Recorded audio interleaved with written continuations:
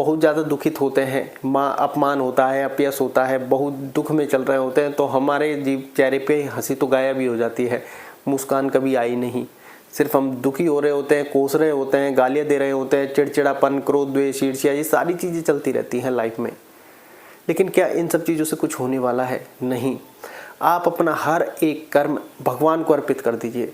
कभी फल के प्रति आसक्ति नहीं होगी, कभी फल के प्रति चाह नहीं होगी आपकी, और आप जो भी कर्म कर रहे हैं वो कर्म योग बन जाएगा कि जो भी मैं कर्म कर रहा हूँ वो ईश्वर के लिए कर रहा हूँ और उसी को मैं समर्पित करता हूँ। वो जैसे जाय विधि राखी राम, वाय विधि रही है कि वो जैसे रखेगा मैं रहने के लिए तैयार हूँ। अब आपके फल की चाह नहीं है, फल के प्रति आसक्ति भी आपने छोड़ दी है, सिर्फ कर्मयोग कर रहे हैं, भगवान का नाम लेकर उसी को अर्पित कर रहे हैं, तो वो सारी चीज़ें ब्रह्मांड यूनिवर्स आपकी ओर खिंचा चला आता है कि इसने सब कुछ, अपना तन मन धन जीवन सब कुछ है तेरा, क्या लागे मेरा, तेरा तुझको अर्पण, प्रभु का प्रभु जी को अर्पण। इससे बड़ी बात और क्या हो सकती है जीवन में? तो आपके चेहरे के एक्सप्रेशन तुरंत बदलेंगे, तुरंत रिसेंटली एक ही दिन करके देख लेना, आपके चेहरे पर हंसी के भाव नहीं आएंगे, दुख के भाव भी नहीं आएंगे, मुस्कुराहट आएगी। यही ओरिजिनल है, ये बात आप ध्यान रखें, क्योंकि हंसी आप दिखावटी हंस सकते हैं, मुस्कुराहट अंदर से आती है।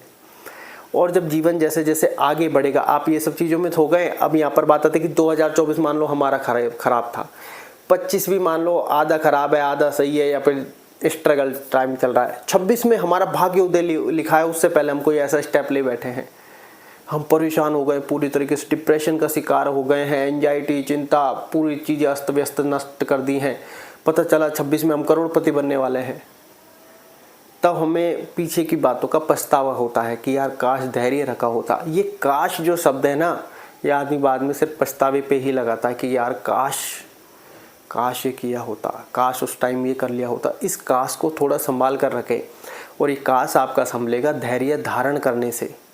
बिना धैर्य के आप जीवन को पार नहीं कर सकते। हर परिस्थिति में आपको धैर्य की आवश्यकता पड़ेगी, चाहे किसी व्यक्ति से आपका मान हुआ हो, अपमान हुआ हो। ये नहीं है कि मान में आप उछल कूद मचाकर आगे बढ़ जाए, नहीं, वहाँ पर भी आपको धैर्य धारण करना है कि आज मान हो रहा है, कल अपमान के लिए भी आपको तैयार रहना है। अगर आए तो ऐसे ही उछल कूद जब मत मचा देना।